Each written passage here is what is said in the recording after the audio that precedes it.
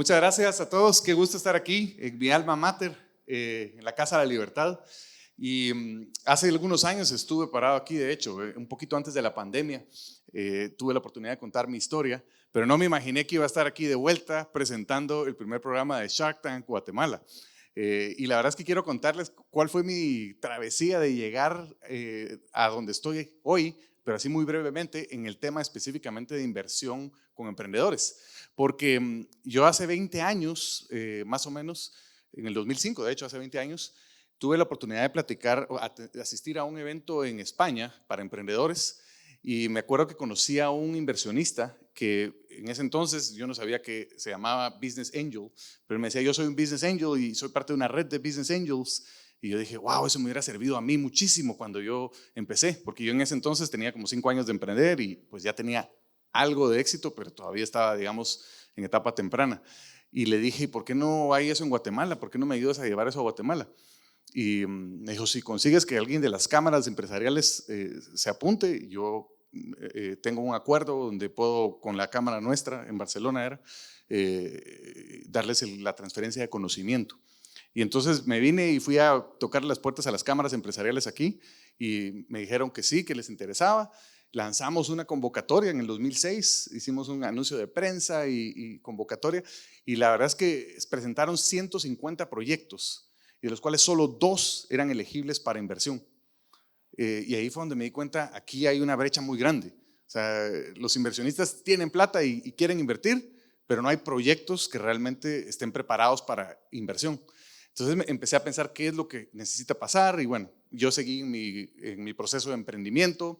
Luego tuve la oportunidad de irme a sacar el Acton MBA en Austin, Texas, como ya mencionó Malú. Y al graduarme, el rector de la universidad en ese entonces, Giancarlo Ibargüen, que en paz descanse, me preguntó si no podíamos traer ese programa a Guatemala. Y dije, definitivamente eso es lo que hace falta, ¿verdad? Ayudar a formar a más emprendedores para que puedan tener las herramientas para tener emprendimientos escalables. Y es por eso que el día de hoy estoy todavía involucrado en eso. Pero después, encima de todo, me sale la oportunidad de participar en este programa de Shark Tank. Y ahí quiero decirles, yo era fan del programa desde el principio. Yo he visto el programa desde el principio. Y una vez mi hijo mayor, cuando era mi cumpleaños, dijo, como siempre para los cumpleaños mi esposa les hacía un pastel específico del personaje que más les gustaba. A él le hizo del Rayo McQueen en ese año y a mi otro hijo de Thomas del Tren y así. Entonces le dijo, a papi hay que hacerle un pastel de Shark Tank, ¿verdad? Y mi esposa se lo tomó en serio y me hizo un pastel de Shark Tank. Eso fue hace como... sí, eso hace falta, tener la foto. Pero en ese entonces jamás me imaginé que iba a estar en Shark Tank. Cuando me llamó Roberto, el CEO de Guatemala.com, para invitarme, fue así como no me lo creía. Así que bueno, estoy aquí el día de hoy presentando el primer programa de Shark Tank aquí en Guatemala y siendo uno de los Sharks, que es un gusto para mí poder apoyar al ecosistema de emprendimiento, no solo con la parte de educación, con el Acton MBA, sino ahora también con la parte de inversiones a través de Shark Tank. Y bueno, una última cosa que debo decir, aunque van a ver que otra universidad es patrocinadora o se volvió patrocinador del programa, quiero que después vayan viendo el programa y fíjense los graduados de la UFM que presentan proyectos y las valuaciones que logran. No voy a decir mucho más, pero solo para que los hechos hablan por sí solos de la UFM y los resultados que tiene. Así que muchas gracias. Llega a Guatemala, el show de emprendimiento más importante del mundo. Presencia en varios países alrededor del mundo. Y miles de emprendedores exitosos, impulsados a alcanzar sus sueños. Shark Tank se ha convertido en el fenómeno global que ha revolucionado la forma de hacer negocios. Hoy, Guatemala hace historia al convertirse en el primer país de Centroamérica y el número 53 a nivel mundial en producir Shark Tank, trayendo consigo grandes oportunidades para los emprendedores locales, quienes ahora podrán presentar sus ideas ante inversionistas reales y cambiar el rumbo de su historia. Shark Tank Guatemala, una inversión puede cambiarlo todo. No te lo pierdas a partir del 24 de abril por Guatemala TV.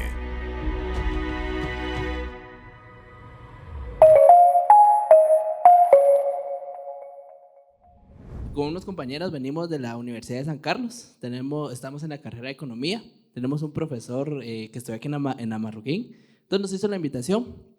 Soy un emprendedor también, yo trabajo el tema de panaderías en el área de zona 18, San Pedro de Ayampuco y Chinautla.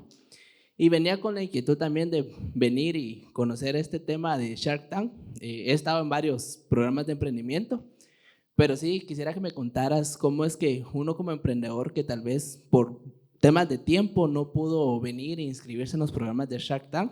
Sé que tal vez van a haber más capítulos, más, ¿cómo decirlo? Más episodios para poder participar y que realmente pues tengamos esa oportunidad de poder involucrarnos y meternos en el mundo de presentar el negocio y poder lograr acaparar una inversión. Ahí tal vez dejo a Alejandra de guatemala.com que responda. Pero, a ver, anticipo que ya grabamos la primera temporada, pero esperemos que todos apoyen y les guste mucho el programa y entonces hay una segunda temporada. Pero ahí voy a dejar a Alejandra que responda. ¿Qué tal? Mucho gusto, soy Alejandra, soy de comunicación corporativa de guatemala.com. Primero, gracias por haber venido al evento. Les contamos, en cada episodio vamos a tener un QR code abajo, ¿verdad? Tipo un cintillo, y ahí van a encontrar más información sobre qué requisitos se necesitan, en qué fechas vas a poder aplicar y todo lo que necesites para hacerlo con tiempo, pero sí tenemos confirmada la segunda temporada, ¿verdad? La segunda producción del programa este año, así que igual los invitamos a estar pendientes de esto.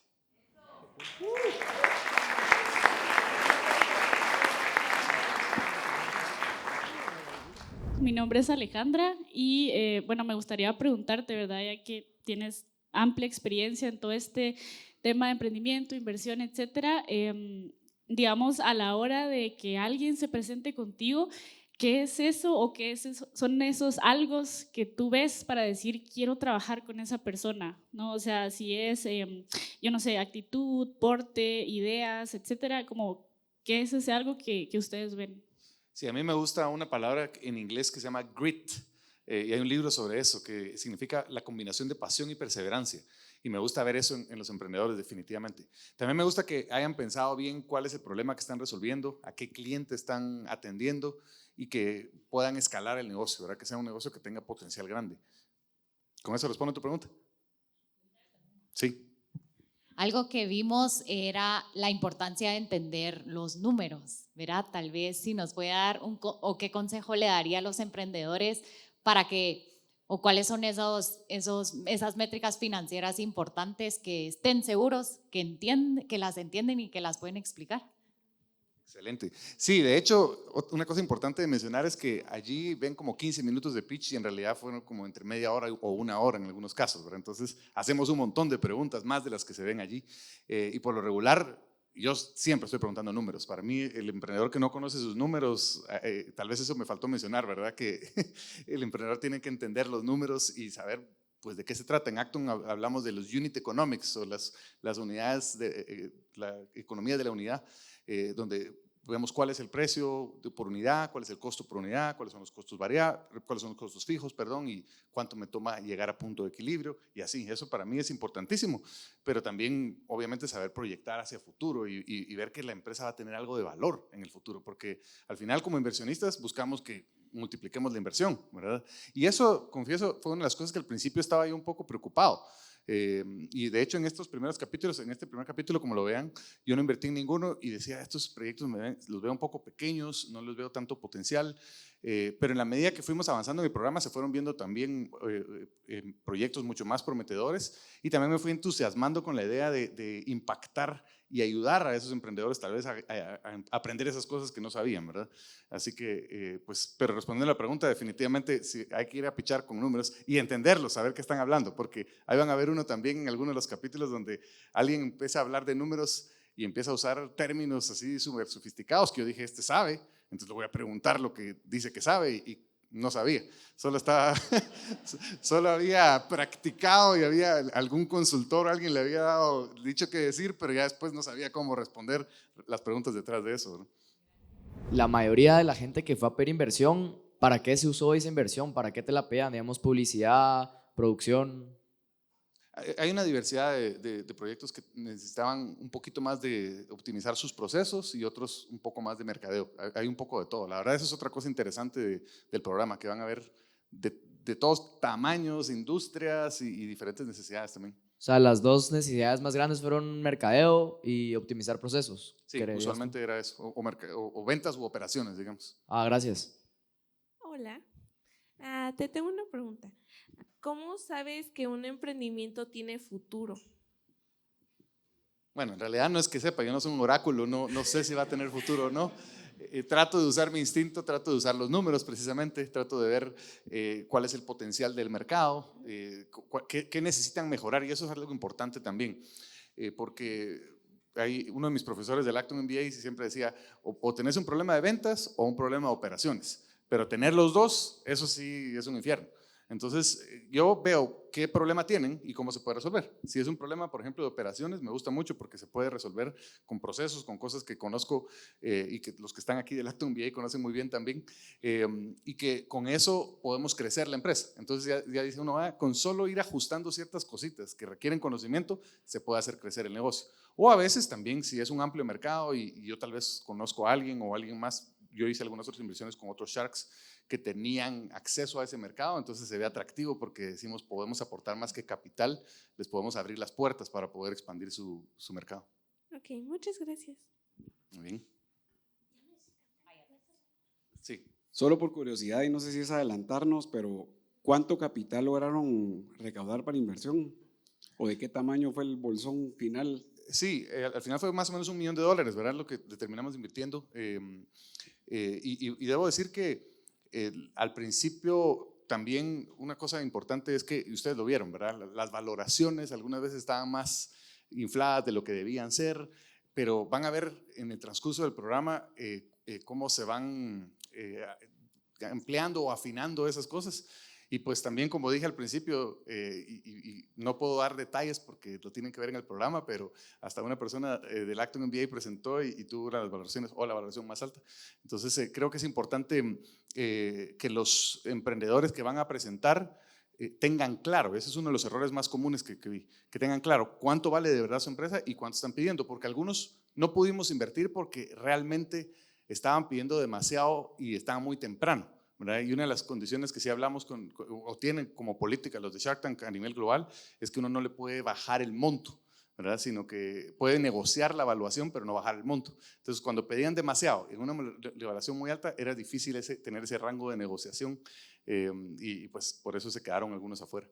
Pero sí, respondiendo a tu pregunta, fue alrededor de $1 millón en que se hicieron en inversión. Buenas tardes.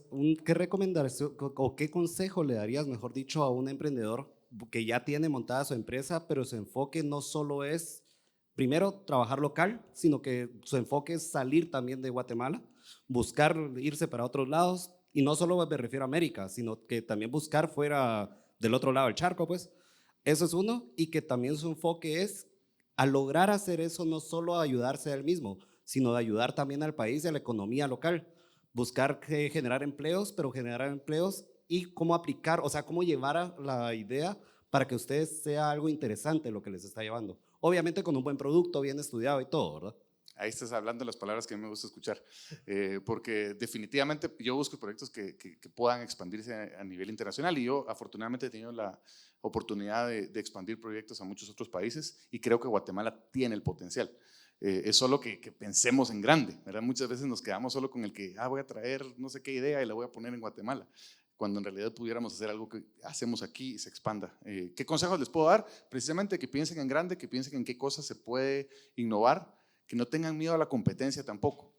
Muchos dicen, eso ya lo hizo alguien más, pero realmente, primero, si hay competencias porque hay mercado. A veces si uno es el primerito y tiene que innovar, tiene que educar.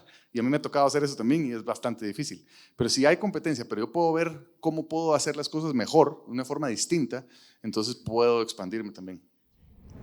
Más en términos del lado del emprendedor y de lo que tiene que saber, usted acaba de decir de que entienda qué problema resuelve, ¿verdad? Y que sepa con claridad y lo sepa explicar, porque con base en eso es que funciona su modelo de negocio. Tal vez qué tip le daría a alguien para no hacer algo solo porque le gusta o porque vio la idea y cree que tiene posibilidad o potencial de mercado? Sí, excelente pregunta. Yo creo que a mí me gusta decir, hay problemas que son, es bonito de tener, o nice to have se dice en inglés, ¿verdad? O una necesidad real. Yo busco los emprendimientos que resuelven una necesidad real, porque esos son los que a la hora de la hora el cliente va a decir, bueno, yo veo cómo lo compro. En cambio, el que es bonito tener, pues si tengo otras prioridades, se desaparece eso. Entonces, es cierto que muchos emprendedores cometen el error de solo porque a mí me gusta, yo soy el mercado y creo que hay un montón más que tienen la misma necesidad que yo. Y sí es bueno si uno tiene la necesidad porque uno la entiende, pero también es bueno entender qué tantas personas más tienen esa misma necesidad y qué tan grande es esa necesidad. Entendiéndote como tu posición como inversionista activo, ¿qué factores de éxito ves en una potencial inversión?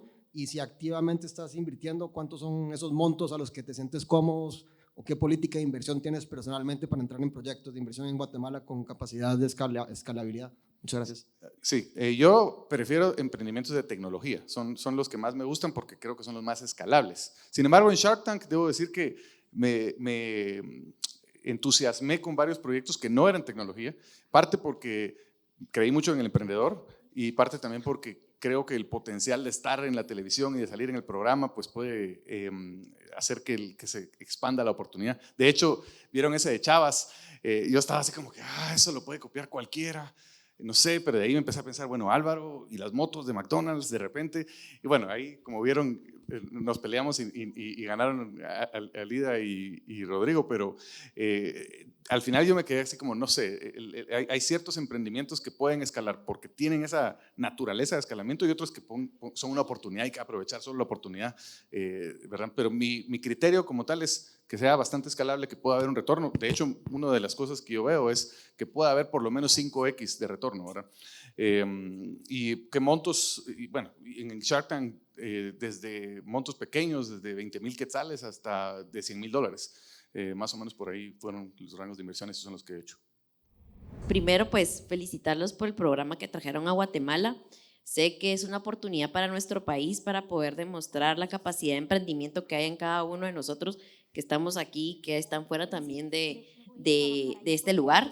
Y mi pregunta es la siguiente, en temas de inversionista, ¿qué le gusta invertir más? ¿En productos o servicios?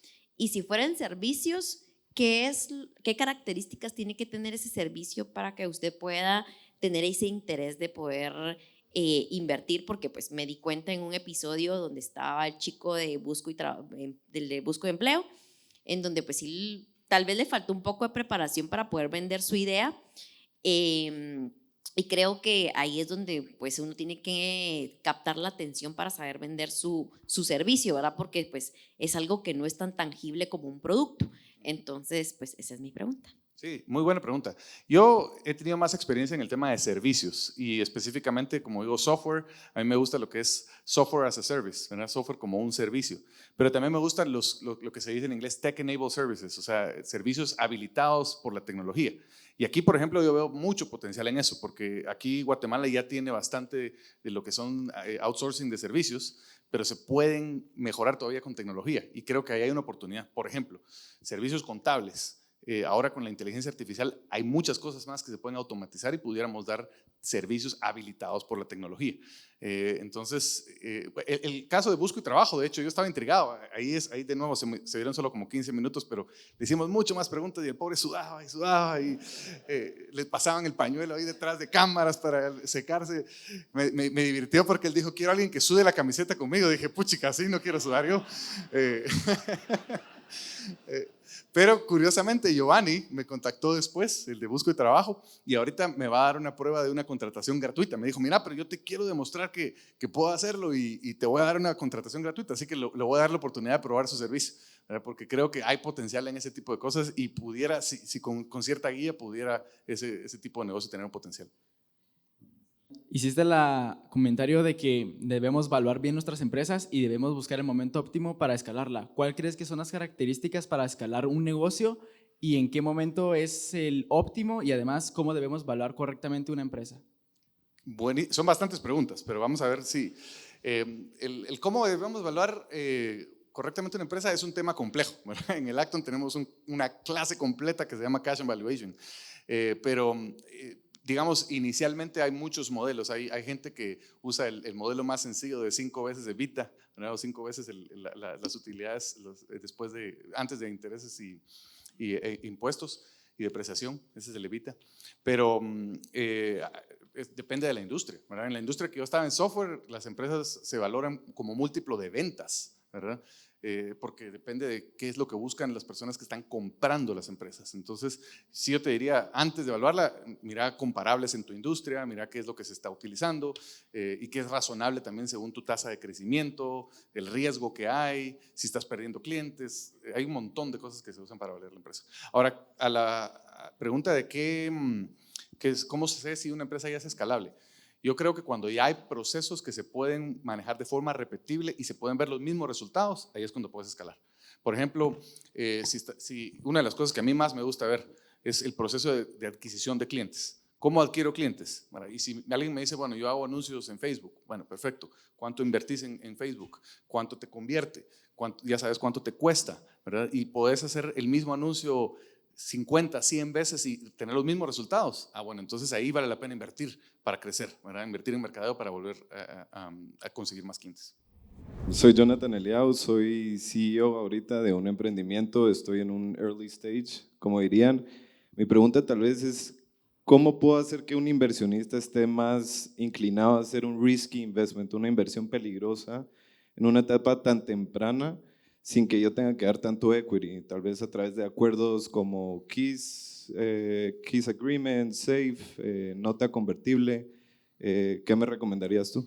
Es una pregunta interesante y para los que no están familiarizados voy a tratar de explicar. O sea, lo que me estás preguntando es cómo puedo hacer que para un inversionista sea atractivo una inversión y pueda tener una evaluación grande a pesar de que no tenga mucha atracción. Y me preguntabas por algunos de las cosas que se usan en Estados Unidos, ¿verdad? Safe, o Keys son siglas para tipos de notas de inversión que se utilizan. Pero la respuesta tal vez es, en los casos en los que uno sí se anima a hacer una inversión por una valoración grande, aunque no tenga mucho revenue, usualmente es porque tienen un mercado grande, bien identificado. El emprendedor tiene talento increíble que uno lo puede ver y sabe que conoce cómo hacer que realidad ese sueño, digamos. O sea, está bien preparado el emprendedor y hay una trayectoria que se ve hacia donde quiere llegar, ¿verdad? Entonces, no es para cualquiera, ¿verdad? Son casos bien excepcionales los que hay de inversiones así con valuaciones grandes y para eso sí hay que prepararse para las grandes ligas.